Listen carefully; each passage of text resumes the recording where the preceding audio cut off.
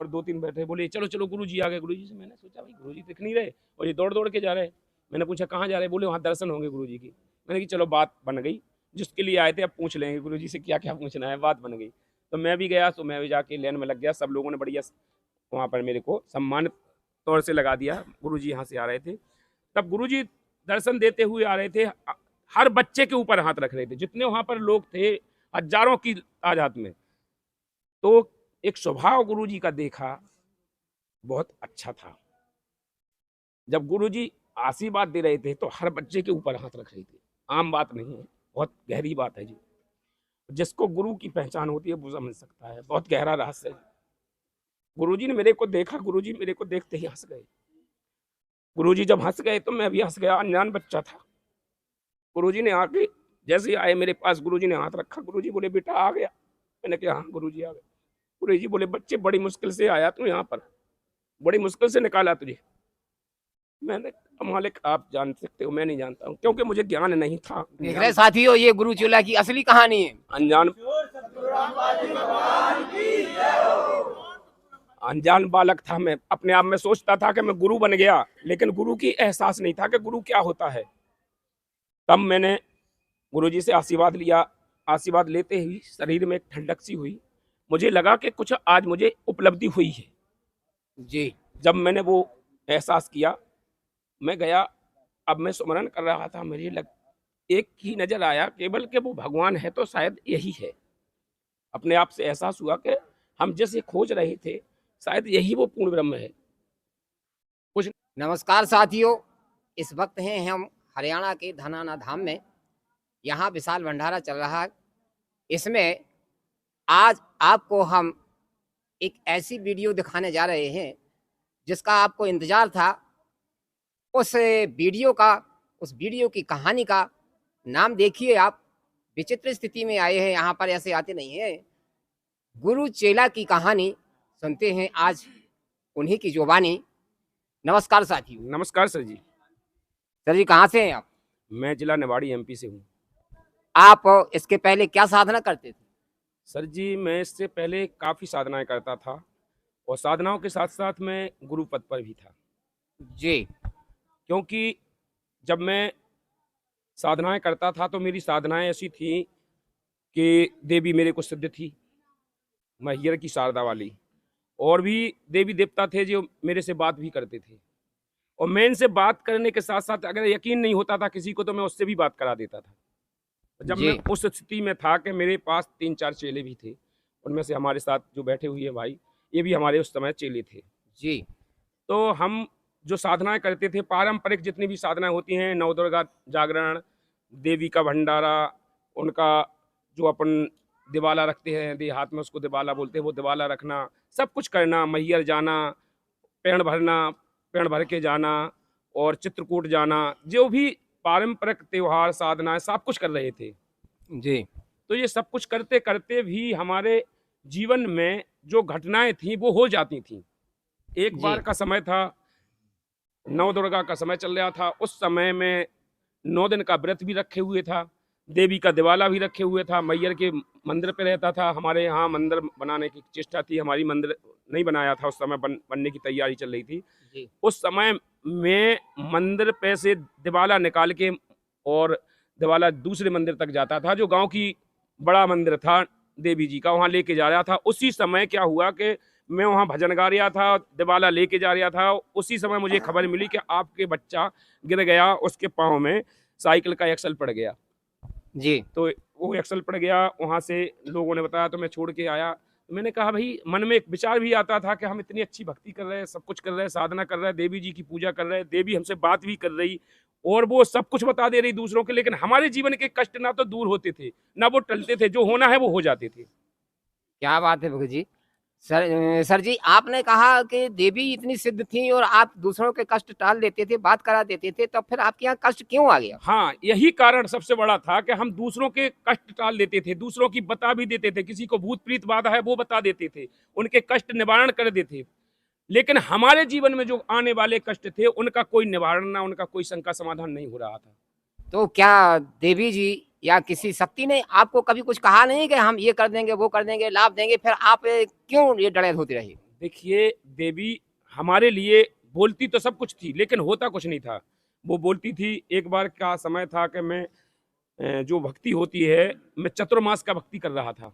जी। चतुर्मास का आप लोग समझते होंगे, चतुर्मास उसे कहते हैं। 4 महीने में कुछ भी नहीं खाता पीता था, मात्र 250 ग्राम दूध पीता था, वो भी एक टाइम, और 4 महीने तक व्रत रखता था, और घर पे नहीं रहता था, खेत पे रहता था, वहीं झुग्गी झोपड़ी बना करके, और किसी से ना मिलना, ना किसी से बातचीत करना, ना कुछ। वो जो साधना करते थे उसमें हम 23,000 बार नाम जप करते थे एक दिन में, और 23,000 बार जाप करते थे रात में। तो जब उनसे जो शक्तियां थी, हम जो शक्तियां उपलब्धि होती थी, तो उनसे शक्तियां तो हो जाती थी कई प्रकार की। एक बार जब हमारे सामने लक्ष्मी जी आई, तो लक्ष्मी जी ने कहा कि आप बताइए क्या करना चाहते हो, आप ये छोड़ दीजिए। तीसरी साल चल रही थी उस समय मेरी।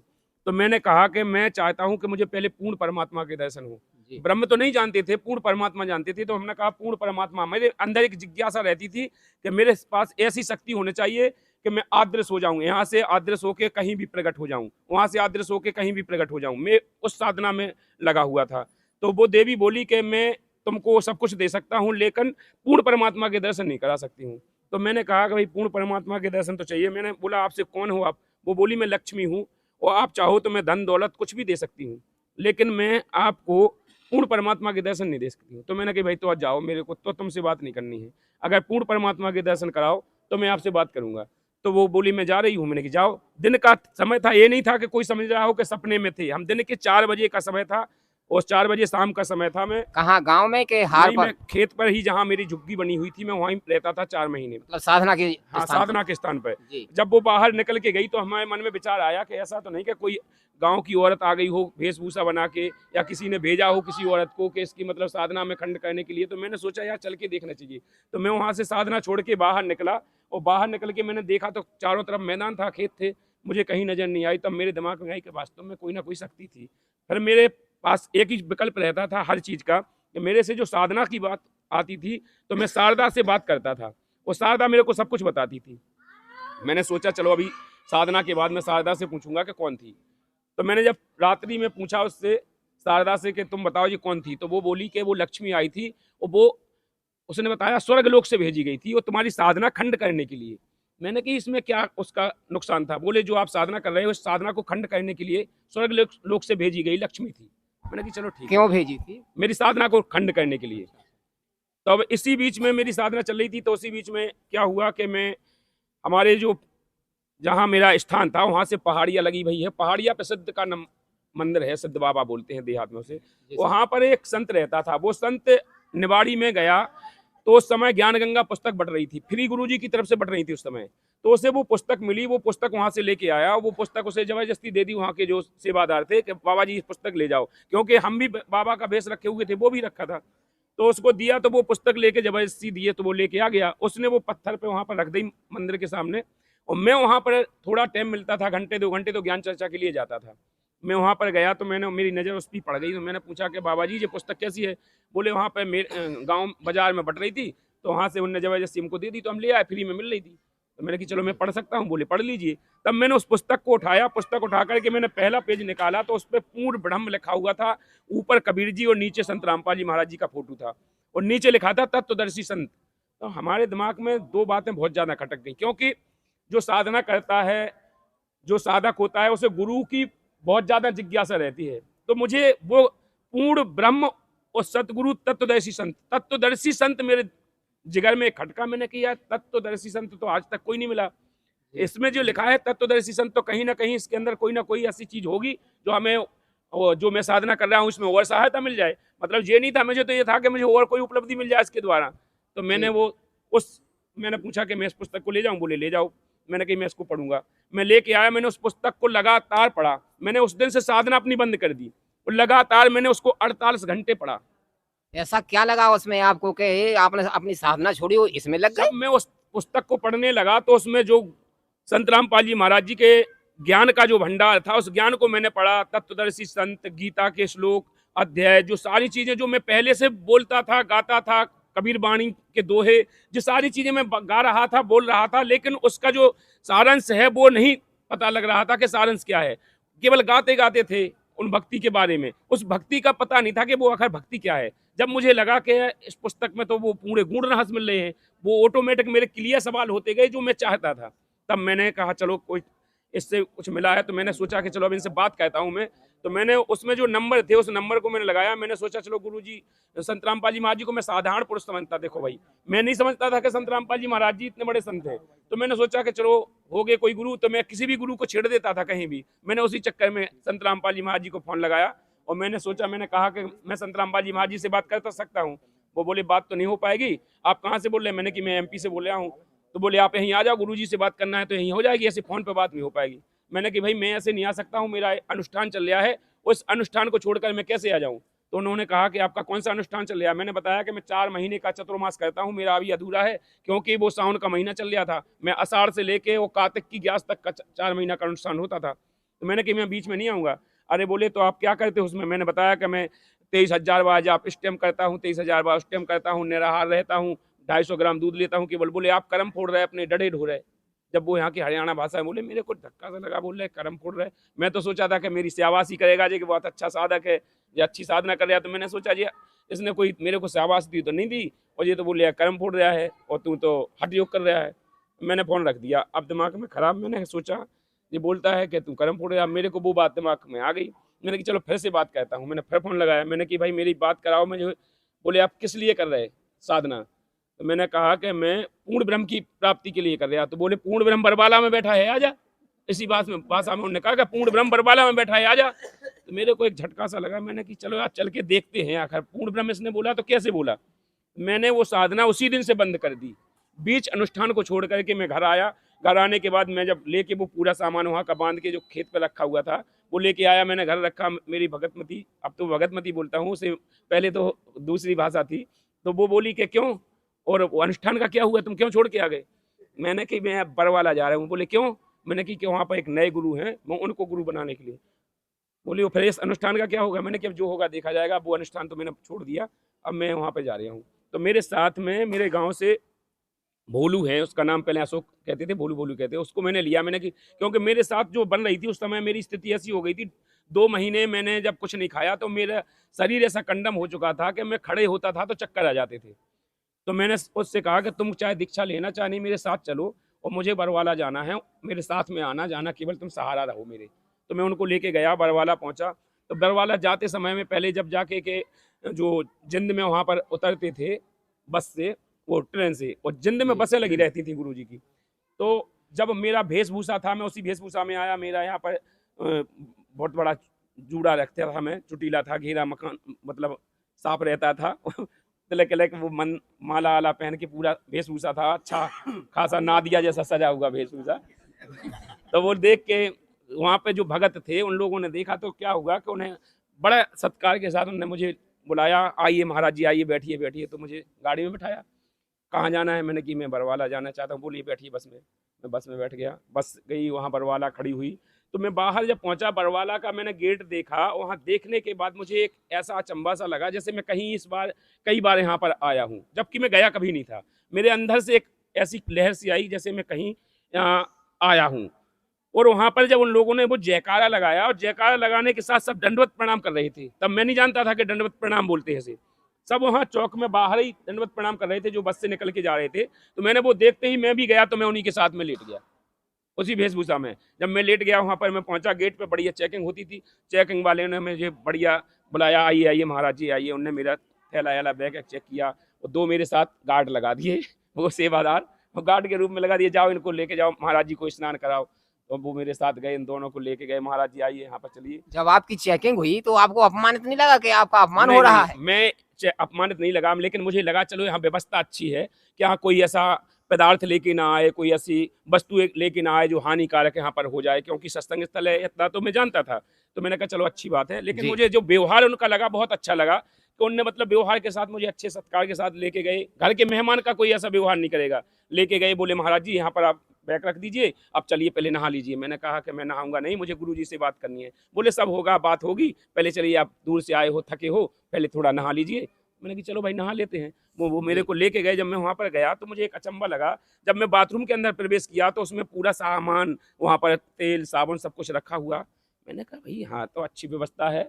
मैंने देख के मुझे अच्छा लगा। वहाँ साबुन थे, वो कपड़ों का साबुन अलग था।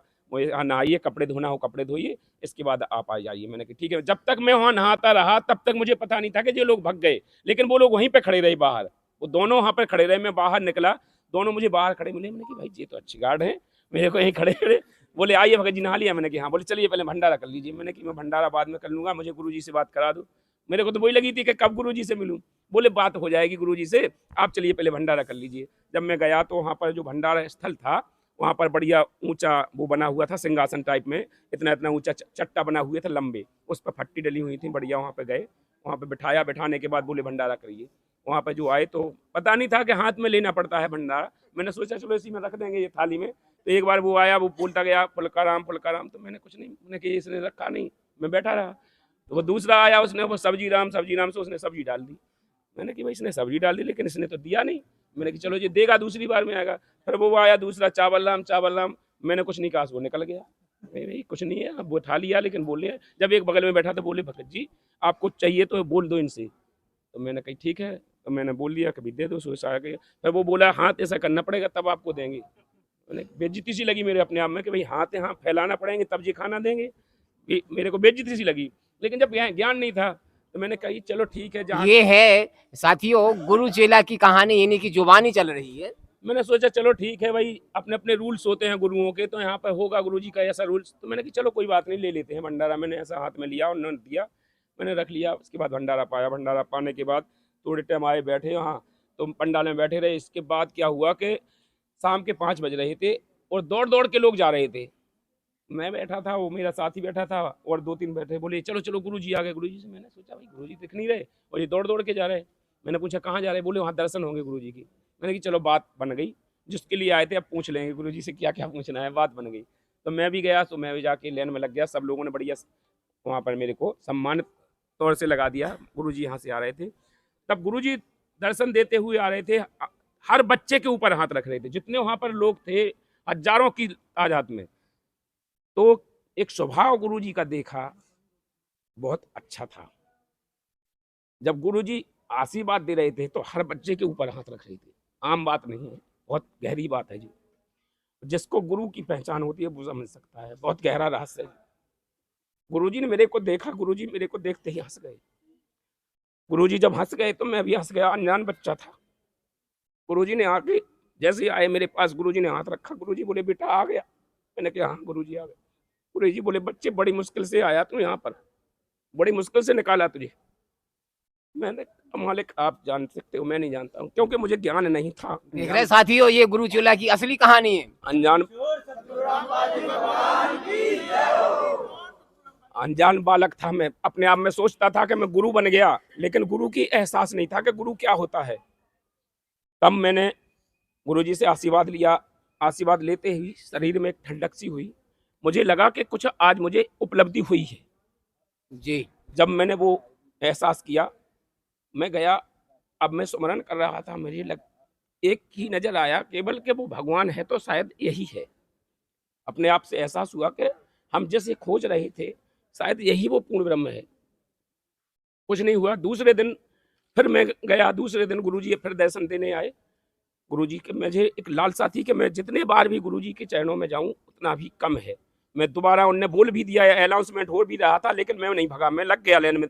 मन का एक ये था कि मैं बार बार गुरुजी के चरणों में जाऊं। तो वहाँ अनाउंसमेंट हो रहा था कि जिसने कल आशीर्वाद लिया हो वो लाइन में ना लगे, लेकिन दास के जीव बुद्धि समझो। मैंने कहा नहीं कुछ भी हो, मैं तो दास एक बार और गुरुजी के चरणों में जाऊंगा। दास फिर भी लाइन में लगा रहा, नहीं भगा। गुरुजी फिर आए, गुरुजी ने मुस्कुराते हुए हाथ रखा। गुरुजी बोले बेटा कैसा है? मैं कहा गुरुजी बढ़िया हूँ। बोले भक्ति कर रहा है? मैंने कहा हाँ गुरुजी करने। बोले बेटा भक्ति कर, मोक्ष होगा इससे तेरा। बस दास को उस दिन दास के शरीर से अपमान खत्म हो गया। दास को ना उस दिन से गुरु पद का अपमान रहा, ना गुरु रहा। उस दिन से दास बन गया। दास वहां से आया, दास के मन में जिज्ञासा जागी कि भाई ये गुरु है, ये भगवान है, भक्ति ये है। वो जो मंत्र दिए उनसे पता लगा कि अभी तक हमारे साथ जो सिद्धियां तो थी, सब कुछ था, लेकिन उनसे मुझे कष्ट हो रहे थे। लेकिन उसके आने के बाद मेरे जीवन के सारे कष्ट ऐसे छूमंतर की तरह होते गए, मुझे पता ही नहीं चला कि मेरे कष्ट कहाँ गए। मैं सारे कष्टों से दूर हो गया। जबकि मैं पहले इतनी सब कुछ करता था, भक्ति भी करता था, मेरे पास रिद्धि सिद्धियां थी। मैं एक एक दिन में एक एक आदमी से 1-1 लाख रुपए ऐंठ लेते था। मेरे पास ऐसी सिद्धि थी, लोग हंस के दे जाते थे, 1-1 लाख रुपया ले लेता था मैं। किसी को वही कोई कष्ट है, कितने दिन से परेशान है, वो उसका ठीक नहीं हुआ, उसने कहा मैं 50,000 दूंगा, मेरा ये ठीक हो जाए।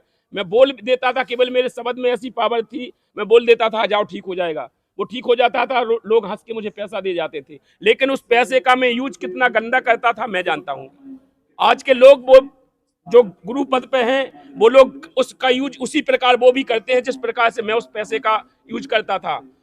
बीड़ी पीना, गुटखा खाना, शराब पीना, सारे ऐप करता था, संत भेष भी रखा था। तो आज भी वो मैं देखता हूँ, जो लोग आज संत बने हैं वो भी ऐसा ही करते हैं। तो उस पैसे का दुरुपयोग में चला जाता था, उसका कोई लाभ नहीं होता था। लेकिन संत रामपाल जी महाराज जी की शरण में आने के बाद पता लगा गुरु क्या होता है, भगवान क्या होता है, भक्ति क्या होती है। सारे दुख दूर हो गए। हमसे मैं सत्संग सुन रहा था, गुरु जी ने सत्संग में बोला, यदि कोई गुरु है और वो गुरु अगर चेलों का, उसके वो कोई चेले हैं तो वो उसका भार होता है उसके सर पे।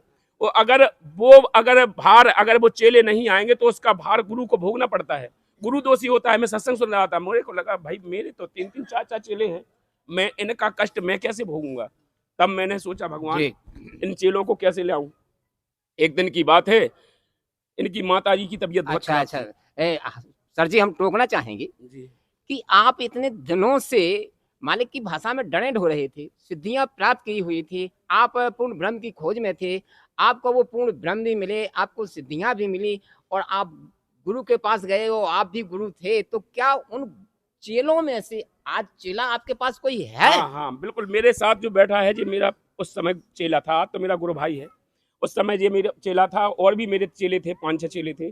तब मैंने, इसके घर भी वही कष्ट थे, इसकी माँ को कष्ट था, इसको भी कष्ट था, पूरा परिवार दुखी था। तब मैंने इनको समझाने की चेष्टा की, समझाया। तो फिर गुरु की और चेला की कहानी हाँ, तो आप उनसे पूछ सकते उन्हीं हैं। की जुबानी। बिल्कुल उनसे पूछ सकते हैं। आइए, अब ये संत रामपाल जी महाराज जगत गुरु के चेला हो गए हैं, ये पहले गुरु थे। अब इन गुरु जी के भी कुछ शिष्य से दर्शकों, तो आइए इनके शिष्य से भी मिलते हैं। सर जी नमस्कार। नमस्कार जी। सर क्या नाम है आपका? रमेश दास जी। आप कहाँ से हैं जी? जी, निवाड़ी एमपी, गांव मुड़ारा से हूँ। जी, इसके पहले आप कोई साधना करते थे? जी सर, साधना तो बहुत की, इतनी साधना की कि बहुत ज़्यादा आपको बखान नहीं कर सकते हैं। क्या उस वक्त गुरु थे कोई? हाँ, मैंने गुरु भी बनाए थे, जो हमारे साथ आज सामने बैठे हैं, हमारे हेमेंद्र भगत जी। अच्छा, आप हैं ना? जी जी, जी बोले। ये पहले हम दोनों पहले दोस्त थे, इसके बाद फिर हठयोग किया हम लोगों ने। जब हमारे घर कष्ट हुआ, क्योंकि कष्ट हमारे पास इतने थे, हमारे घर में इतने कष्ट थे कि हमारी माँ को जो है ना, नांगन, जो नांगन की टून बजती ना आज के समय में, जी। तो गांव में अगर बारात आए या कोई मोबाइल पे, अगर वो टैक्सी में या बस में कहीं जा रही हैं, अगर किसी ने नांगन की टून बजा दी ना, तो वहीं उनको लेटना शुरू हो जाता था। मतलब वो नाचने लगती थी? ना लेटती थी, मतलब अच्छा, महर ऐसे चलती थी। जी। तो कहीं भी उनकी मतलब तबीयत खराब हो जाती थी। इसके बाद क्या हुआ कि इस तांत्रिक के पास गए, उसके पास गए, हासिल लगाई, जीरो रहा, कुछ नहीं हुआ। फिर हमारे जो मकान था उसमें करीब करीब हमने 100 से ज़्यादा सरफ मारे हैं।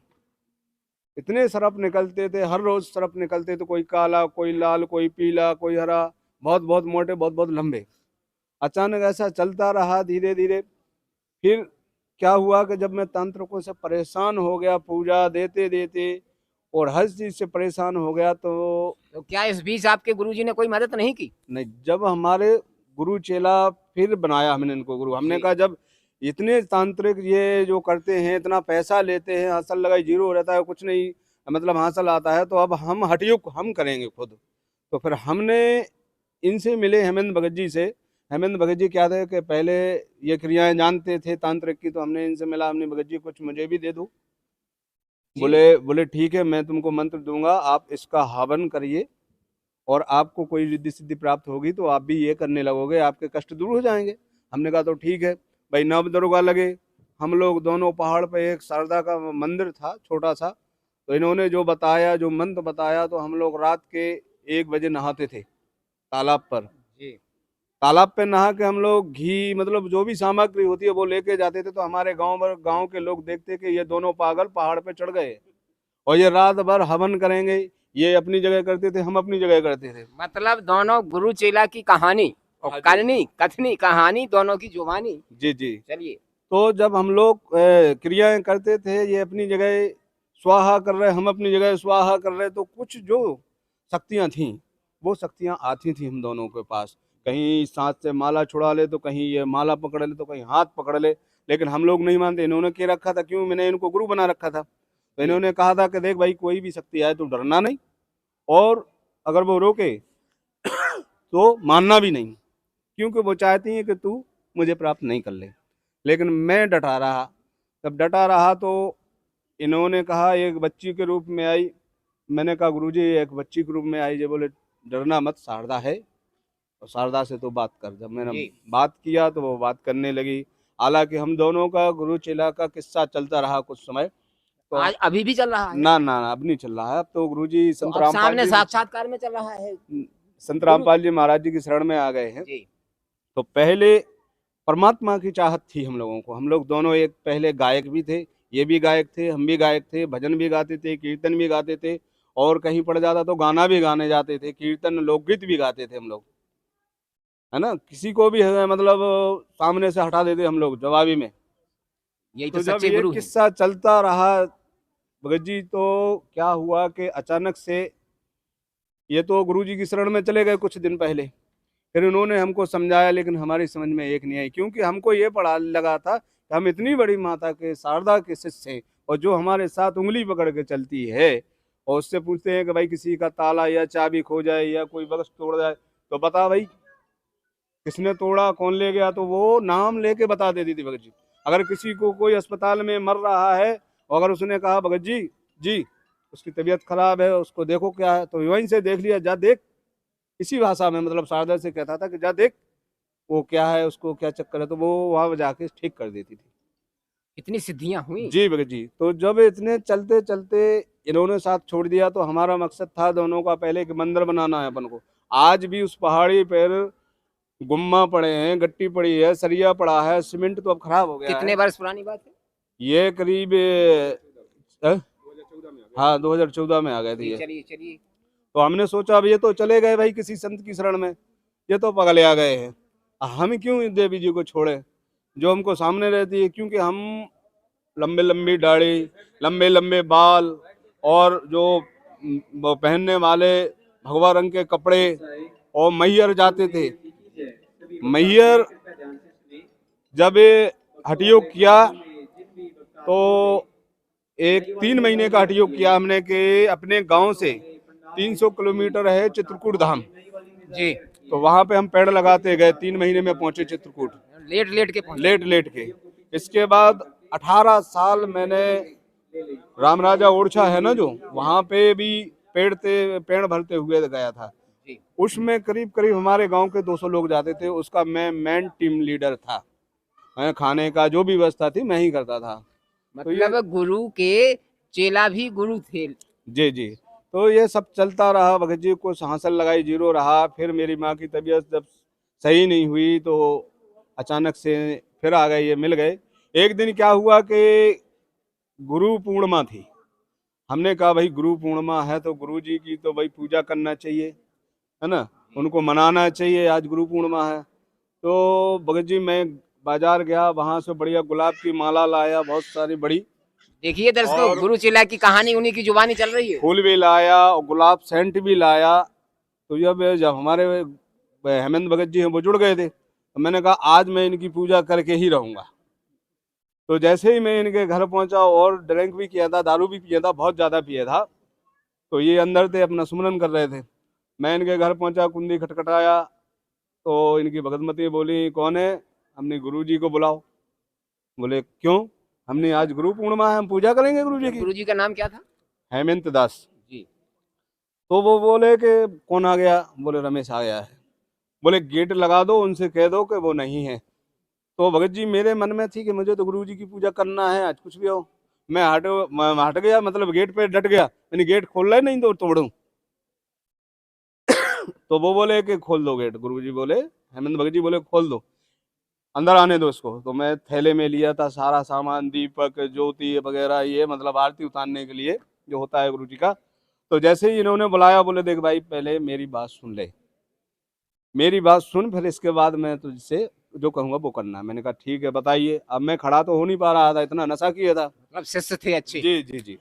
तो जैसे ही इन्होंने मुझे समझाया कि देख भाई मैंने गुरु बना लिए हैं, संत रामपाल जी महाराज जी ने हमारे को मना किया है और तू मेरा शिष्य है, इसलिए मैं तुझसे भी प्रार्थना कर रहा हूँ कि तू संत रामपाल जी महाराज जी की शरण में आ जा, नहीं तो तू नरक में जाएगा। इन्होंने बहुत समझाया, लेकिन मैं नशे में था, नादान था, अज्ञान नहीं था, इसलिए मैंने कहा ना मैं तो पूजा करके ही जाऊँगा। तो इन्होंने कहा ठीक मैं आता हूँ। इन्होंने समझ लिया कि ये नहीं मानेगा, तो इन्होंने घर से जो अपने बाहर निकल गए। मतलब गुरुजी छोड़ के चले गए। जी जी।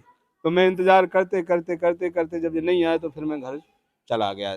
फिर मैं मंदिर पे पहुंचा, वहाँ पे फिर ऐसे ऐसे भगत जी चलता रहा। फिर हमारी माँ की तबीयत ज़्यादा खराब हुई, तो जब मैं सब जगह से थक गया भगत जी, तो फिर मैंने हेमेंद्र भगत जी से कहा भगत जी हमारी माँ की तबीयत सही नहीं हो रही है। ये बोले मैंने तुझसे कई बार कहा है कि सिर्फ अगर कोई भी दुख, कोई भी भूत प्रीत बाधा, कोई भी दुख है तो संत रामपाल जी के अलावा इस सृष्टि पे, इस धरती पे कोई नहीं मिटा सकता है। तो मैंने कहा ठीक है मैं अपनी माँ को जुड़वा दूंगा, मैं नहीं जुड़ूंगा। ये बोले चल ठीक है। और मैंने कहा अगर मेरी माँ सही हो जाएगी तो मैं जुड़ जाऊंगा। ये बोले ठीक है तो चलो। मैंने कहाँ जाना पड़ेगा? बोले झांसी नामदान सेंटर वही है, वहाँ पे उपदेश हो जाएगा। मैंने कहा ठीक है। भगत जी मैं इनके साथ गया, परिस्थिति ऐसी हो गई थी कि बहुत ही ज़्यादा हो गई थी। तो जैसे ही मैं झांसी नामदान ये मेरे को लेके गए, मम्मी को लेके गए, तो वहाँ जैसे ही अंदर मम्मी हमारी पहुंची तो उनका मतलब ऐसे भार जैसे सिर पे वजन नहीं रखा हो, इस तरह से वो वहाँ बिल्कुल हल्की फुल्की हो गई। और बोले मेरे को तो ठीक लग रहा है, अच्छा लग रहा है। मैंने अच्छा? बोले हाँ।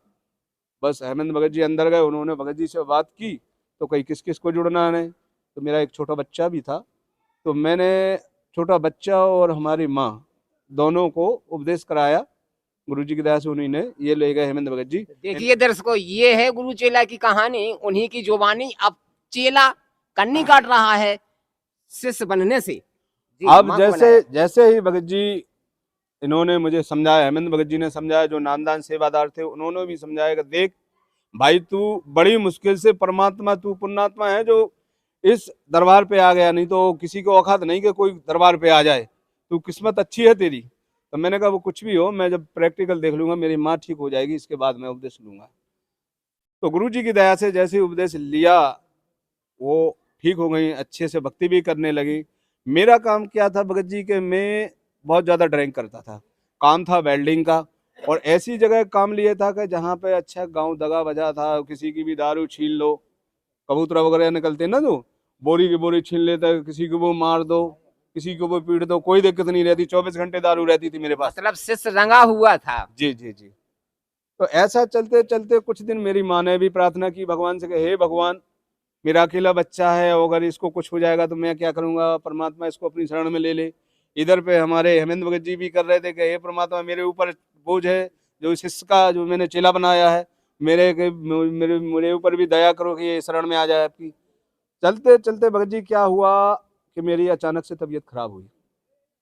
जब तबीयत खराब हुई तो मैंने जितनी भी झांसी की हॉस्पिटल हैं सब मैंने इलाज करवाया, MIR करवाई पूरी शरीर की, लेकिन हासिल लगाई, उसमें कोई रिपोर्ट में कोई वो नहीं निकलता था कि तुमको ये बीमारी है। इसके चलते चलते फिर तांत्रिक क्रिया भी बहुत कराई, तो तांत्रिक क्रिया से कोई लाभ नहीं मिला। मैंने एक दिन सोचा कि आज मैं शारदा जाऊंगा, मंदिर जाऊंगा, आज मैं उसको बुलाता हूँ शारदा को, उससे पूछता हूँ कि तो ये कलेश क्यों हो रहे हैं हमें। तो जब मैं वहाँ पे पहुँचा मैंने उनका आवाहन किया, क्योंकि वहाँ पे जाके हम गुरु चेला, वो बिंडल होता ना बीड़ी, एक पुड़ा ले जाते थे, बिंडल नहीं पूरा पुड़ा ले जाते थे, और जिसमें दोनों नशा के लिए। जी जी आमने सामने बैठते थे ना, तो वो करीब 1 घंटा नहीं लगता था भगत जी, और पूरा पुड़ा खत्म कर देते दोनों। गुरुजी ये कहानी कैसी है दोनों की जुबानी? ये पहले जब मैं गुरुजी से नहीं जुड़ा था, जब ऐसे ही करते थे हम लोग, बराबर पीते थे, और ऐसे नहीं पीते थे, वो बुझ नहीं पाई, दूसरी जलाई, वो बुझ नहीं पाई, फिर तीसरी जलाई, ये जला के देते रहते थे हम। फिर ये बीड़ी आपकी कैसे बुझी? भगत जी होता क्या है कि जब हम लोग बैठ जाते थे ना तो वो पुड़ा तो खत्म हुआ, लेकिन पुड़ा के जो पी के फेंक दी ना, बाद में वो डूठा भी दोबारा जला लिया करते थे। देखिए दर्शकों कितनी अच्छी जला के लगन हम है। दोनों पीते थे।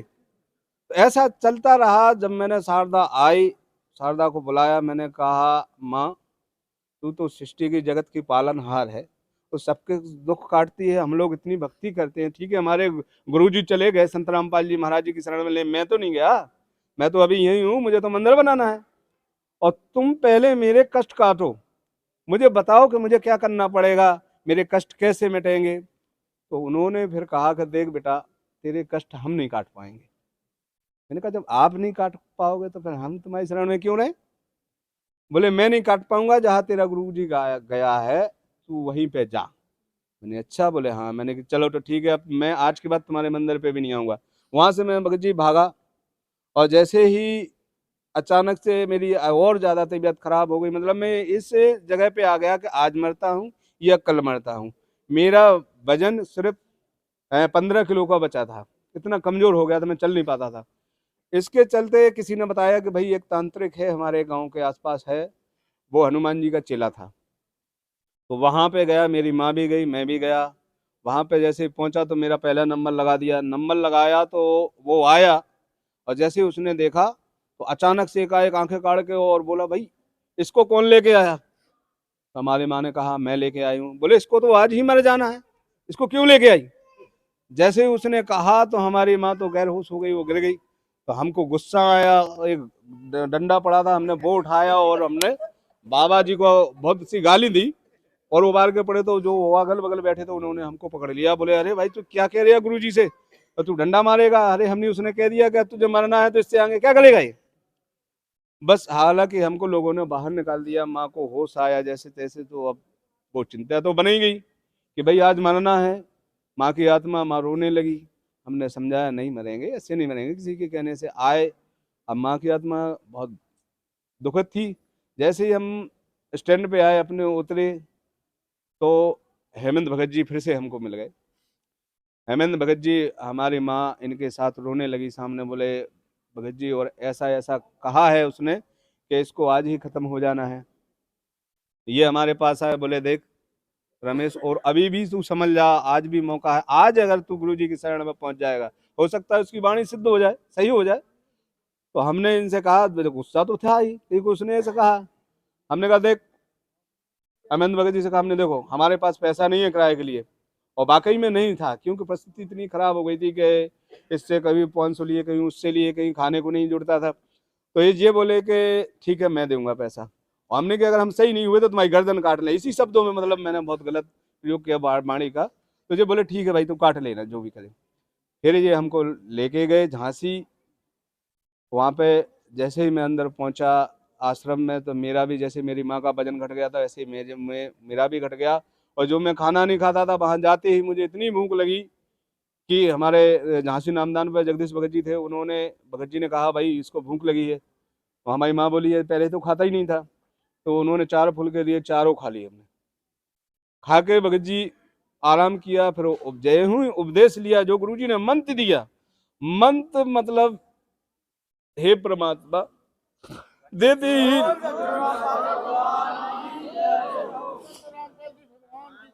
जैसे ही गुरुजी ने मंत्र सुनाया, वैसे ही मेरे शरीर से ऐसे तरंगी सी हट गई, जैसे किसी ने तीर निकाल दिए हो मेरे शरीर से, और मुझे पूरा लाभ हो गया। लाभ होते ही मैं घर गया। जैसे ही हेमंत भगत जी ने दरबार साहब बताया, वैसे दरबार साहब लगाया, भक्ति की। आज परमात्मा से फिर मेरी मांग थी कि परमात्मा मुझे अनजान हूँ, मुझे ज्ञान नहीं है, परमात्मा मुझसे जो भी वाणी में भूल हुई है मालिक क्षमा करना, और मुझे मालिक सेवा चाहिए। तो परमात्मा जी की दया ऐसी हुई कि मुझे 8 ही दिन में नामदान आश्रम में सेवा मिल गई कि भगत जी तू सेवा में आ, चाय बना, जलराम और भंडारे की सेवा कर। इसके बाद चलते चलते भगत जी फिर हमारे गांव में भी, मतलब शहर में भी, निवाड़ी में भी नामदान हो गया। दास को फिर भगत जी, हेमंत भगत जी को जिला सेवादार की सेवा मिल गई, दास को तहसील सेवादार की सेवा मिल गई। उस दिन से भगत जी आज हमारा परिवार अच्छा, गुरु जी की दया से खूब बढ़िया है, ना किसी को कोई बीमारी, ना कोई भूत प्रीत बाधा। पहले हमारे घर जो खेती थी, उस खेती में हम साल भर को खाने को नहीं होता था भगत जी। परमात्मा जी ने इतना दिया है कि उसका हम बखान नहीं कर सकते। तो जब हमारे उस खेत में मतलब इतना होता था कि 20-25 बोरा 30 बोरा वो साल नहीं हो पाती थी, वो चला जाता था।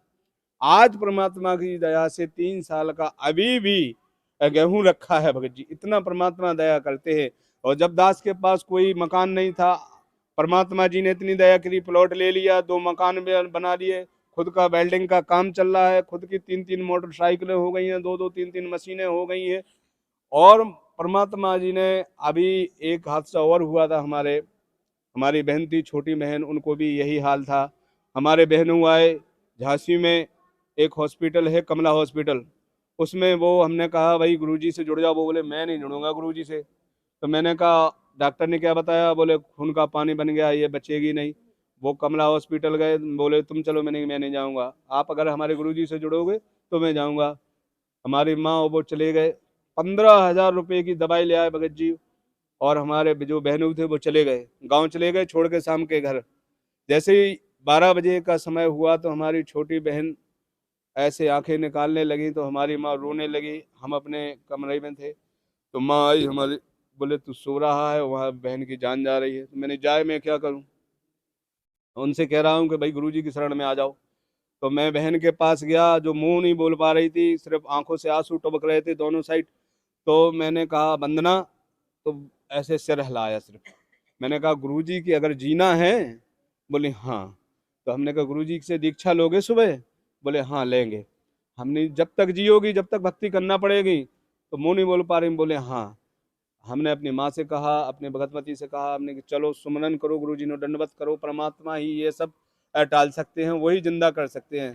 जैसे ही भगत जी दरबार साहब में गए हम, और हमने सबने बैठ के सुमरन किया, तो परमात्मा की रजा ऐसी हुई, जो उपदेश भी नहीं लिए थी बहन, तो वो जाके आराम से सो गई। और सुबह जो चल नहीं पाती थी, वो सुबह 4 बजे उठ के बोली भैया उठो और हमें नामदान चल रहा है। हमने वाह, हे परमात्मा, हमने इतनी बड़े हमने कहा ठीक है, तो अब जल्दी से भंडारा बनाओ। और भंडारा लेके जैसे हम झांसी गए, हमने वो दवाई भी ले लो। अब दवाई लेकर भगत जी जैसे ही गए, हम आश्रम गए, तो बहन का उपदेश कराया, जो उपदेश कराया तो वो भी सही हो गई। फिर हम दिनेश प्रताप के यहाँ गए, डॉक्टर के यहाँ। हमने डॉक्टर साहब ये दवाई वापस करना है। बोले क्यों?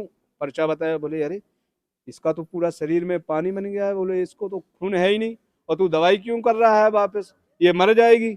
हमने मर जाने दो। बोले तू इसका जिम्मेवार है? कौन है? मैंने कहा मैं इसका भाई हूँ। बोले क्यों को आखिर वापस कर रहा है? मैंने आप कर लीजिए ना, बोल रहा हूँ बस कर लीजिए, हमारा मरीज मरे या जिए। तो बोले ठीक है, मैं आध घंटे बैठ। मैंने पूरी दवाई भगत जी वापस की। उसने 2,000 रुपये काटे, बाकी उसने 13,000 रुपये मेरे को दिए। मैंने बहन से कहा बहन क्या खाना है? कोई परहेज नहीं करना है, अब जो खाना है वो ले लीजिए।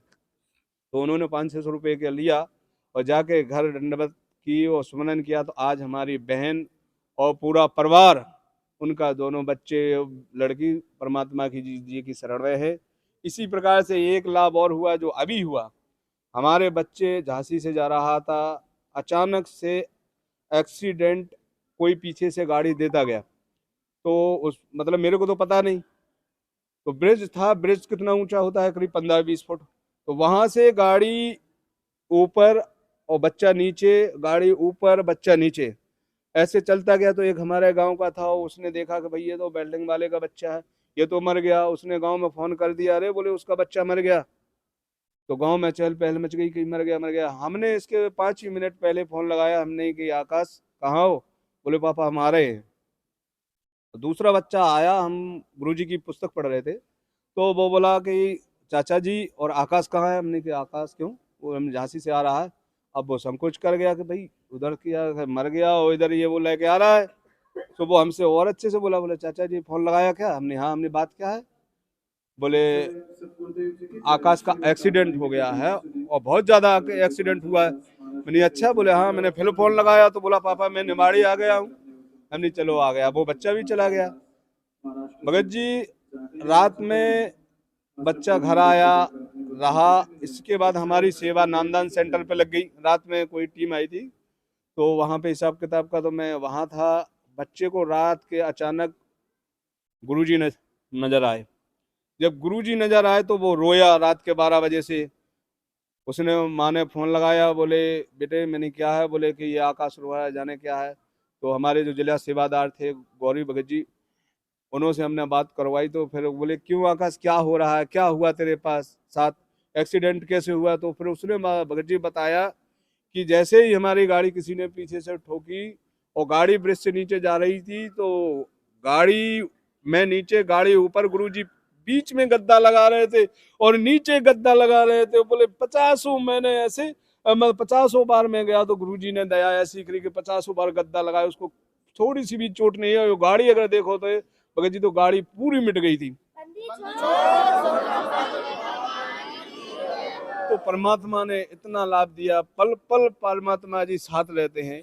इसके बाद अभी एक माह का किस्सा है कि हमारा बच्चा, वही बच्चा अपने मामा के यहाँ गया, उसकी माँ भी गई, तो दोनों गए। तो मूंगफली का समय था, मूंगफली उखाड़ने गया तो वहाँ पे करिया सर्प था, उसने यहाँ पे उसको काट लिया। काटते उसने देख भी लिया, तो देखते, और दास था सत्संग में, सेवा में था। ये शाम के करीब उसको काटा 2 बजे। तो 2 बजे उसने देख लिया कि सर्प ने काट लिया, उसने किसी को बताया नहीं। उधर से गाड़ी उठाई, माँ को बैठाला और घर आ गया 3 बजे। तो गांव में बुजुर्ग बैठते ही रहते हैं, तो बुजुर्ग बैठे थे, वहां से बुजुर्गों से पूछा कि दादाजी हमको किसी ने काट लिया। सांप काटने का निशान हो जाता ना 2 दांत। तो उन्होंने कहा भाई बेटा तेरे को तो सर्प ने काट लिया। बोले किसने काटा? बोले काले सर्प ने। अरे बोले तो वो है ना रतनगढ़ वाली माता, बोले उसकी वो बांध ले रस्सी, मतलब उतरी बोलते उसको हमारे वहां पे। तो बोले वो बांध ले और कहीं नाला, पानी वाला नाला मत निकलना। बोले हम तो पूरे वहीं से रतनगढ़ी वाली माता कौन सी होती है? अरे कोई देवी है भगत जी वहीं पे हमारे पास, उसको रतनगढ़ वाली माता बोलते हैं। उसके मतलब वहाँ जाने से क्या होता है? वहां जाने से सुनते हैं, दास तो नहीं गया कि हाँ कि उसके वो बांध देते हैं तो वो क्या होता है कुछ पता नहीं, तो उससे कहते हैं सर्प उतर जाता है। हाँ उतर जाता है, उसका नशा जहर उतर जाता है। तो ऐसे उन्होंने कहा कि बेटा और नीम की पत्ती खा। नीम की पत्ती खाया तो बोले कैसी लगी? बोले दादाजी मुझे मीठी लग रही है। बोले तो एक काम कर, तू पुतली बांध ले। बोले दादाजी मेरे पापा जी जब तक नहीं आएंगे जब तक मैं कुछ नहीं करूंगा। बोले जब तक तू बुत जाएगा, नशा आ जाएगा, सोना मत ये वो। बोले फलान निकान दुनिया का किया। दास जैसे ही सेवा से फ्री हुआ 7 बजे, तो 8 बजे घर आया। जैसे ही मैं कपड़े उतारने लगा तो वो बोला बच्चा, बोले पापा। हमने कहा, बोले देखो हमको किसी ने काट लिया। हमने किसको ने काट लिया? बोले सर्प ने काट लिया। पूरे गांव वाले और मोहल्ला वाले इंतजार कर रहे थे, भाई उसके सर्प, बच्चे को सर्प ने काट लिया, क्या होगा? ये कुछ भी नहीं कर रहा है, न किसी तांत्रिक के पास। मैंने कहा बता। तो मैंने देखा तो वास्तव भगत जी 2 दांत पड़े थे। और जैसे ही हमने कहा आप क्या करें, परमात्मा दंडवत की, हमने प्रार्थना लगाई। तो वो भगत जी बोले भाई मैं एक इमरजेंसी नंबर देता हूँ। तो इमरजेंसी नंबर पर जैसे ही मेरी बात हुई तो यहाँ से सेवादार भगत जी बोले, भगत जी गुरु जी का आदेश है कि तू दंडवत करा दे और चढ़ा में दे दे, और इससे कहे कि पहला मंत्र कर, तू अपना सुमरन कर।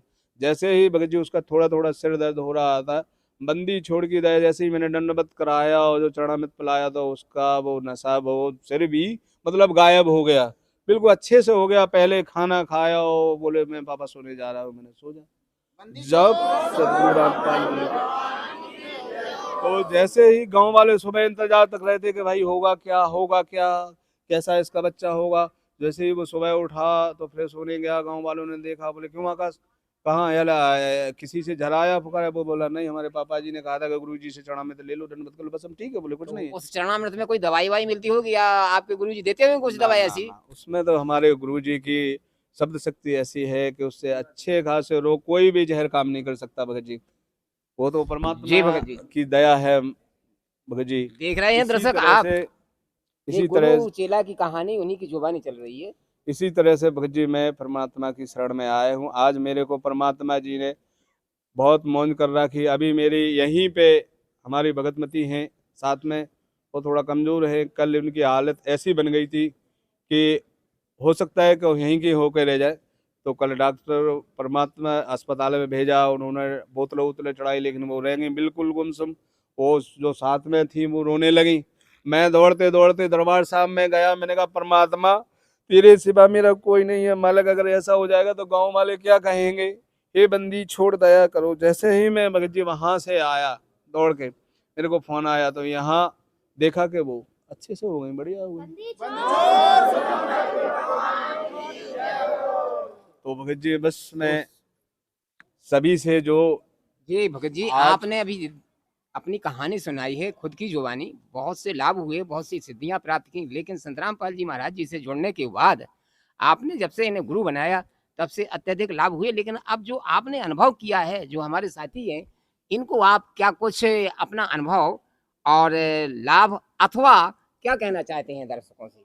देखिए सर जी, मैं जो भी ये मेरा वीडियो भाई बहन देश गांव विदेश के देख रहे हैं, जिनको भी कोई भी दिक्कत हो, भूत बाधा प्रीत बाधा, कोई भी तकलीफ, कैंसर वगैरह कोई भी, वो हमारे संत रामपाल जी महाराज जी से आए और उपदेश ले, और मर्यादा में लेके अगर भक्ति करेगा तो भगत जी परमात्मा कुछ भी कर सकते हैं, कुछ ठीक है भी। भगत जी।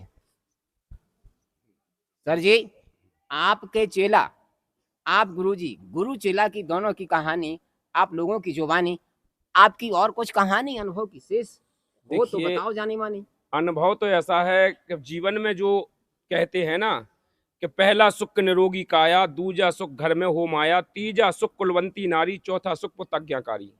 ऐसे 7 सुख बताए हैं। तो 7 ना हो लेकिन 4 ही हो जाएं तो काफी होता है। तो आज गुरुजी की दया से, संत रामपाल जी महाराज जी की दया से दास को वो सारे अनुभव हैं और सारे सुख हैं। आज परमात्मा जी की दया से हमारे बड़े चाचा थे, मतलब वैसे हम बड़े पिताजी के हैं लेकिन हम उनको बड़े मानते हैं क्योंकि हमारे पिताजी खत्म हो गए थे। तो हम संजले वाले चाचा थे, वो लाइनमैन थे, मिस्त्री थे।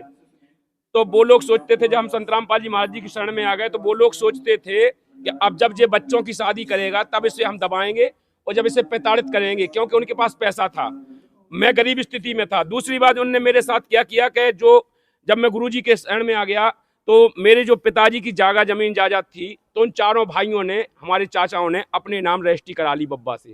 पूरा पैसा उन्होंने अपने नाम करा लिया, सब कुछ ले लिया, मुझे कुछ भी नहीं दिया, एक कौड़ी पैसा नहीं दिया, ना मुझे एक रित्ती भर जमीन दी, कुछ भी नहीं दिया। मैंने वो भी मानी, चलो परमात्मा जो देगा, परमात्मा जो करेगा, मैं उसमें राजी हूँ, कोई दिक्कत नहीं। उन लोगों का एक अहम था, वो बोले कि जिस दिन बेटा, मैं उनको ज्ञान समझाने गया, ऐसी चर्चा होती थी, आते जाते भी थे, फिर भी मैं उनसे बोलता था क्योंकि मैं एक अकेला था। वो लोग पूरा परिवार 20, कम से कम 20 लड़के हैं, 4 चाचा ताऊ हैं, सब पूरा परिवार बड़ा पूरा है। तो मैं उस चक्कर में उनके पास जाता था, वो ज्ञान की जिज्ञासा से जाता था कि परमात्मा की शरण में शायद ये भी आ जाए। तो मैं उनको गुरु जी का ज्ञान सुनाने की कोशिश करता था। तो एक दिन मैं गुरु जी का ज्ञान सुना रहा था, शाम का समय था, उनके घर पे बैठा था। तो वहीं पे वो बोले, हमारे चाचा, उनको पैसे का एक बहुत अभिमान था क्योंकि उनके पास 22 चक्का ट्राला था, पैसा खूब था। गुरुजी की दया से जब वो रिटायरमेंट हुए थे तो 50 लाख रुपया उनको मिले थे। तो लाइनमैन थे। तो वो बोले, बेटा अभी तुम्हें लग रहा हो गुरु गुरु पद पद जे फलाना ढिकाना, बोले जिस दिन बच्चों की शादी करोगे ना, बच्ची की शादी करोगे, उस दिन तुम्हें समझ में आ जाएगा, उस दिन तुम्हें पता चलेगा। तो हम तो कौन होते हैं कुछ कहने वाले। परमात्मा ने कहा है मुझसे, तो मैंने कहा कि चाचा तुमको पता चलेगा जिस दिन मेरी बच्ची की शादी होगी कि आज इसकी बच्ची की शादी हो गई, मुझे पता नहीं चलेगा। और परमात्मा ने वही करके दिखाया मेरे साथ। मैं कभी भी किसी के यहाँ घर देखने नहीं गया, मैंने गुरुजी से प्रणाम किया, मैंने कहा परमात्मा हम तो बच्चे हैं आपके, आप दाता सबके पिता हो, मैं क्या कर सकता हूँ, मेरे पास कुछ भी नहीं है कि मैं किसी के साथ कुछ कर सकूं। और इन्होंने मुझे एक अपमान भरी बात की है, तो परमात्मा तुम हो मेरे सब कुछ, मैं किसी के पास हाथ फैलाने के लिए नहीं जाऊंगा किसी भी प्रकार से। और इस बच्ची की शादी आपको करनी है, आप है मालिक। मैंने प्रणाम किया केवल घर पर ही। गुरुजी ने ऐसी दया की, मैंने मैटर डाला ग्रुप में, मेरे पास 2 भक्तों के फोन आए। एक आया MP से, वहाँ से बड़वानी से, वो बोले भगत जी आपकी बच्ची की शादी के लिए मैटर डाला है। मैंने कहा हाँ। बोले मेरे बालक का मैं मैटर भेजता हूँ, आप देख लो। मैंने कहा ठीक है देख लूँगा। उनने भेजा। इसी बीच में मैं चर्चा चल रही थी 2 दिन बाद जाने के लिए, मैंने गौरी भगत जी से कहा भगत जी अपन को बच्चा देखने के लिए चल रहा है। बोले ठीक है। यहाँ पर क्या हुआ कि सालिक राम भगत जी हैं हमारे जो वहाँ से तहसील से, तो उनने फ़ोन किया, बोले भगत जी एक बच्चा है टीकमगढ़ में कारी में, और आपकी बच्ची का रमणी का मैंने मैटर देखा है, आप करोगे? मैंने कहा ठीक है भगत जी कर लेंगे। बोले लेकिन बच्चा यहाँ पर नहीं है, बच्चा है हरियाणा में किसी कंपनी में काम कर रहा है, अभी नहीं है। मैंने कि चलो ठीक है आ जाएगा जब देख लेंगे। बोले अगर कहो तो फ़ोटो भेज दूँ। मैंने कि चलो फ़ोटो भेज दो। उनने फ़ोटो भेजी, मैंने फ़ोटो देखी। तो वो बोले कि इसी भंडारे में आप रमणी कर लोगे? मैंने कि इसी में कर लूँगा। तो जो पनागर में हुआ था 19 में भंडारा जबलपुर में, तो उसी भंडारे की चर्चा चल रही थी। 15 दिन रह गए थे, 12 तारीख में लगभग वो भंडारा था।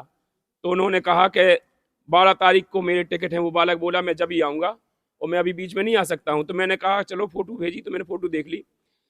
परमात्मा के ज्ञान से परिचित था। मैंने सालक राम भगत जी से पूछा, भगत जी इनका घर परिवार? बोले बढ़िया भगत है, 1 नंबर के भगत हैं, पूरा परिवार जुड़ा हुआ है, अच्छे हैं। मैंने कहा जब भगत भाई ने कह दिया और भगत ने देख लिया तो चलो मैंने देख लिया। मैंने भगत जी एक दृढ़ता की बात कर रहा हूँ, मैंने बच्चे को आंख से नहीं देखा और मैंने रिश्ता पसंद कर दिया, तय कर दिया। जब 12 में तारीख में वो बालक सीधा वहीं जबलपुर पहुंचा, हम अपनी बच्ची को लेके पहुंचे, उनके माँ बाप पहुंचे वहां पर। जब रमेणी हो गई इसके बाद दास ने बच्चे को देखा, इसके बीच में मैंने उस बच्चे को नहीं देखा। मेरे घर परिवार वाले थे, उनके लिए मैंने बस बांधी जाने के लिए। मैंने कहा ये लोग ये नहीं कहें कि तुमने शादी की बुलाया नहीं। मैंने बस बांधी। बस बांधने के बाद मैंने पूरे परिवार वालों से कहा कि चाचा ताऊ सबसे कहा कि चलो आप लोग, मैंने किराए के लिए आपको टेंशन नहीं करना है, बस बांधी है, आप लोग चलो और आपके लिए पूरी व्यवस्था है, मेरी बच्ची की शादी है, आपको चलना है। तो कोई नहीं गया। 2 ताऊ के बच्चों को भेजा उन्होंने केवल ये देखने के लिए कि ये कैसे वहाँ पर शादी करते हैं और कैसे वहाँ पर ये कहाँ बच्ची को पटक के आ रहे हैं, ये सोच करके। चलो ठीक है, वो लोग गए, बाकी और रिश्तेदार भी गए। जब कुछ नहीं गए तो भगत भाई भी गए। हम लोग पहुंचे, वहाँ शादी हुई। शादी के बाद बच्चा को देखा, इसके बाद हम लोग घर आए, बच्ची विदा कर दी, अपने घर चली गई। इसके बाद उनके घर पर गए, हमारी बहनें गई और लोग गए उनके घर पर। जब बच्ची को लेने के लिए गए 6 दिन बाद, तब उन लोगों ने पता किया, उन लोगों से पूछा कि कैसा घर है, कैसा परिवार है। तो परमात्मा ने जो किया था उसके साथ शायद कोई नहीं कर सकता है। आज जो परिवार है वो बच्चा है, 1 नंबर का घर परिवार, कहीं मिट्टी नहीं लगी मिली दास को घर में, पूरा घर पक्का, टाइल्स लगे हुए, पूरा सब कुछ।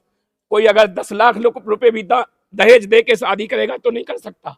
जैसे परमात्मा ने मुझे ये भी पता नहीं चला कि मेरी बच्ची की शादी हो गई, 1 रुपया नहीं लगा, गुरुजी ने दया बख्शी, उस बच्ची की शादी हो गई। आज बच्ची के एक बच्चा भी है, एक बच्ची है, सब कुछ है। गुरुजी ने आनंद कर रखा है, ऐसा ठाट किया है। पिछले भंडारे में नवंबर में भी दास की बच्चे की भी रमेणी हो गई। गुरुजी ने, मैंने प्रार्थना की परमात्मा बच्चा रमेणी के लिए तैयार है, दास तो कुछ नहीं जानता है, मैं तो इतना ही बोल देता हूँ। परमात्मा ने, वो भी मैं कहीं नहीं गया, वो भी भक्तों के द्वारा माध्यम से भगत जी से संपर्क हो गया, बच्ची देख ली। बच्ची देखने के बाद 15 नवंबर में जो शादी हुई थी यहाँ पर से धनाना धाम से, बच्चे की भी शादी हो गई। मौज कर रखी परमात्मा ने। आज उनके मुंह पे वो तमाचा मारा जो कहते थे हमारे परिवार वाले तुम्हें पता लगेगा, आज उनको पता लगा बाद में कि इनके बच्चों की शादी हो गई। उसने, उनकी आज जबान सूख जाती है, वो भी देखते रहते हैं कि इनने मुझे पूछा तक नहीं। जो उनके अंदर एक अहंकार था कि पैसे के लिए आएगा, पैसा मांगेगा, क्योंकि पैसा आजकल ऐसे नहीं हो जाती, शादियां होती हैं तो लाखों रुपए खर्च होते हैं, उनको वो मानता। लेकिन यहाँ पर जो परमात्मा ने मिशन बनाया, इस मिशन में ना तो कोई अमीर है ना कोई गरीब है, यहाँ पर हम सब भाई हैं। किसी की भी बच्ची हो, किसी का भी बच्चा हो, कितनू करोड़पति का बच्चा हो और एक भिखारी की भी बच्ची हो, तो उसको भी वो उसी आदर सत्कार के साथ सम्मानित करके शादी करते हैं। जैसे कि कोई बड़े आदमी की बच्ची हो, धनी आदमी की बच्ची हो, यहाँ पर कोई व्यवहार नहीं है। तो आज मुझे पता लगा संत रामपाल जी महाराज जी ने जो मिशन बनाया, गुरुजी ने जो मिशन चलाया, तो उस परमात्मा के लिए, जो कहते हैं परमात्मा क्या होता है, उस परमात्मा के पावर की आज मुझे एहसास है कि उस परमात्मा ने जो पावर दे रखी है यहाँ पर, वचन शक्ति, वो हम सबके साथ है। तो हम सबको वो लाभ, तो क्या कहूँ भगत जी, इससे बड़ा क्या लाभ हो सकता है, जिसको पता भी नहीं कि उसके बच्चे की शादी हो जाए, पता ही नहीं कि बच्ची की शादी हो जाए, और लोग पूरे जीवन भर बच्चों की शादी के लिए कितने कर्म करते हैं। तो आपकी बच्ची के उसमें दहेज नहीं देना पड़ा? ना तो बच्ची के दहेज देना पड़ा, ना मैंने अपनी बहू से कुछ एक पैसा लिया। जो संत रामपाल जी महाराज जी हमें आदेश देते हैं कि बेटा हमें किसी के ऋणी नहीं होना है, हम उनसे दहेज लेंगे या दहेज देंगे तो उनके ऋणी हो जाएंगे, उनके कर्म बंधन में बंध जाएंगे, तो हमें पुनः उनके कर्म काटने के लिए मनुष्य जीवन में आना पड़ेगा या पशु जीवन में आना पड़ेगा। तो हम कर्म खराब क्यों करेंगे? सर जी, आप गुरु हैं और आप चेला हैं, जी, क्या गुरुजी आपकी ये कहानी जो सुना रहे हैं, आपकी जुबानी में वो एक सी कहानी है क्या? जी जी जी, उन्होंने बिल्कुल। कोई ऐसी स्थिति तो नहीं छुपा रखी है कि बच्ची की शादी की एक पैसा नहीं लगा, ना आपके भी दुख मिटे, एक पैसा नहीं लगा, डॉक्टरों के यहाँ से भागे आप, आपके गुरु जगत गुरु तत्वदर्शी संत जी ने आपको जो है संत रामपाल जी महाराज जी ने हर तरह से दैहिक दैविक और भौतिक सुख दे दिए हैं, दुख काट दे दिए हैं। तो भगत जी अब आप बताएं, आपके यहाँ जो कहानी हुई और आपने जो अपनी जुबानी बताई है, यहाँ जो दर्शक देख रहे हैं, तो इन लोगों के लिए क्या जगत गुरु तत्वदर्शी संत रामपाल जी महाराज ने प्रचार प्रसार के लिए क्या क्या साधन चलाए हैं, क्या करते हैं आप, क्या करना चाहिए और क्या होता है? देखिए, जो भाई मुझे देख रहे हैं, जो भी दर्शक मुझे देख रहे हैं, मेरा उनसे निवेदन है, अनुरोध है, इस समय जो भी गुरु हैं, आज जो गुरु पद पे प्राप्त हैं, जो भी शिष्य हैं, उनसे मेरा अधिकांश निवेदन है, क्योंकि गुरु पद एक बहुत बड़ा अभिमान होता है। और जो गुरु पद पे हैं, उनसे मेरा निवेदन है, थोड़े अपने जीवन के बारे में सोचें। आज हमारे साथ सदग्रंथ है और सोशल मीडिया के माध्यम से उन सदग्रंथों में जो प्रमाण दिए हैं गुरुजी ने, संत रामपाल जी महाराज जी ने, पूरे वायरल हैं। उनको थोड़ा मिलाएं, मिला करके ये देखें कि हम जो कर रहे हैं उसमें हमको कहाँ जाना होगा, कैसे कष्ट उठाना पड़ेगा, हमारे साथ क्या बीतेगी, और दूसरी बात, बीतेगी सो बीतेगी, उन चेलों को भी नरक में क्यों ले जा रहे हैं? आप तो जा ही रहे हैं, उन शिष्यों को क्यों नरक में ले जा रहे हैं? देखिए गुरुजी और चेला, गुरु चेला की कहानी, गुरु शिष्य की कहानी, गुरु की जुबानी पर गौर करें दर्शकों। तो हम उनसे ये प्रार्थना करना चाहते हैं कि दोस्तों, संत रामपाल जी महाराज जी जो सत्संग के माध्यम से हमको बता रहे हैं, उनको सत्संगों को सुन करके अपने सदग्रंथों से मिलाएं। यदि आपको सच्चाई लगती है, सच्चा प्रमाण मिलते हैं, तो इस मान बढ़ाई को छोड़ दें। मान बढ़ाई किसी के साथ नहीं जाएगी। परमात्मा कहते हैं, नहीं भरोसा देह का बिनस जाए छिन माह, और श्वास श्वास सिमरन करो और यतन कछु ना है। एक पल का भरोसा नहीं है, ना जाने काल की कर डारे, किस्मत ढल जाए पासारे, जिन्हों के सिर के मौत खड़कती उन्हीं ने कीना हासारे। एक भरोसा पल भर का नहीं, कब कौन मर जाए। तो उनसे निवेदन है कि इस समय अमूल्य जीवन व्यर्थ ना गमाएं। मनुष्य जीवन बड़े भाग से मिलता है, बड़े भाग मानुष तन पावा, सुर दुर्लभ सब ग्रंथन गावा। स्वार्थी गुरु लालची चेला, मचो नरक को ठेलम ठेला। नरक के गामी ना बने, नरक में ना खुद जाए, ना अपने शिष्यों को जाने दें। संत रामपाल जी महाराज जी से नाम उपदेश लेके अपना कल्याण कराएं।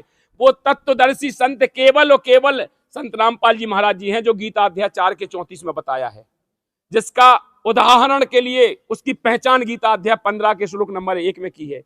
तो हमारा सभी दर्शकों से, सभी भाई बहनों से निवेदन है, आज पढ़ी लिखी समाज है, शिक्षित है, कहने के लिए दास के पास दिन रात बोलने के लिए है। आप लोग देखते भी होंगे, दास यूट्यूब पे अनेकों बार डिबेट के माध्यम से भी समझाता है, कई प्रकार से समझाता है। तो बोलने के लिए गुरुजी ने इतनी पावर दे रखी है, संत रामपाल जी महाराज जी की दया इतनी विशेष है कि हम रात दिन बोल सकते हैं। तो मैं संक्षेप में यही प्रार्थना करना चाहता हूं सभी से, आज पढ़ी लिखी समाज है, शिक्षित हैं, सभी भाई उन सदग्रंथों को देखें, जो ग्रंथों में संत रामपाल जी महाराज जी ने प्रमाण दिए हैं। अपना भी जीवन खराब ना करें, अपने शिष्यों का जीवन खराब ना करें, सभी आकर के इस मान बढ़ाई को छोड़ करके, क्योंकि वो गुरु एक ही होता है, जो विश्व के अंदर एक ही गुरु होता है, इसीलिए उसे सदगुरु कहा है, उसी तत्वदर्शी संत कहा है, जो केवल उद्धारक होता है, उद्धार कर सकता है। उसकी शरण में जाने के बाद किसी भी प्रकार के विकार नहीं रहते हैं। आज कहीं भी चले जाइए आप विश्व के अंदर, जितने भी धर्मगुरु हैं, मैं दावा करता हूं ठोक करके, किसी भी धर्मगुरु के पास चले जाइए, जिनके शिष्य सारे विकार करते हैं। क्योंकि मैं करता था, मुझे पता है, मेरे शिष्य करते थे। तो सर जी, आप छाती ठोक कर कह रहे हैं, कहीं ऐसा ना हो कि किसी को ये ठोकर लग रही हो, तो अन्य गुरुओं का क्या हाल होगा? देखिए, मैं तत्वदर्शी संत बता रहे हैं आप। सर जी, मैं छाती ठोक कर इसलिए दावा कर रहा हूं, मुझे पता है उस सच्चाई का, मैं उस जगह से निकल के आया हूं। वो मान बढ़ाई का मुझे पता है। जब लाख लाख रुपया देता है ना आदमी, तब आदमी को लगता है कि अब तो मैं ये करूंगा, वो करूंगा, वो करूंगा, वो पैसा सब व्यर्थ में जाता है, जीवन और खराब हो जाता है, कर्म अपने खराब हो जाते हैं। जी जी। गुरु जी से आप सहमत हैं क्या? ये सच जी कह सर, रहे हैं? हम दोनों का यही काम था पहले। माना कि आज हमारे पास पैसा नहीं है और आज हमको पीना है या मुर्गा खाना है, तो हम दोनों का मैटर बनता था, भाई आज कहीं पे अपन भेजेंगे किसी को, तांत्रिक कोई क्रिया, कोई मतलब शक्ति को, वो शक्ति को छोड़ दिया, हम ही ने छोड़ा है, इन्होंने छोड़ा है। वो वहां गए, आना कहाँ है भाई, हम ही लोगों के पास आना है। महाराज जी देखियो जरा क्या हो गया। जब हो गया तो भाई ठीक है, सही हो जाएगा। महाराज जी क्या लगना है भाई, ये लगना, मुर्गा लाओ, ये दारू ले आओ भाई। तो मैं जो भी ये तांत्रिक क्रिया करते हैं, जो भी इस जगह पे हैं, उनसे प्रार्थना करता हूँ, हाथ जोड़ के प्रार्थना करता हूँ कि भाई होने से पहले पूरा। ये जो भी तांत्रिक क्रिया है ना करें, और अगर करोगे तो सीधा नरक में जाओगे, इसके बाद कोई जगह नहीं है। और अगर आपको अपना जीवन, अपने बच्चों का जीवन सुधारना है तो संत रामपाल जी महाराज जी की शरण में आए और अपना कल्याण करवाएं। देखिए दर्शकों, ये दारू, मुर्गा, बीड़ी, बिंडल, सिगरेट ऐस आराम छोड़ करके कह रहे हैं ये कुछ नहीं होता है, यहाँ सब मालिक की दया से अच्छा रहता है। हमें तो भरोसा नहीं होता है, हम अगर इनकी जगह होते तो हम कहीं पागल बनते इन जैसे।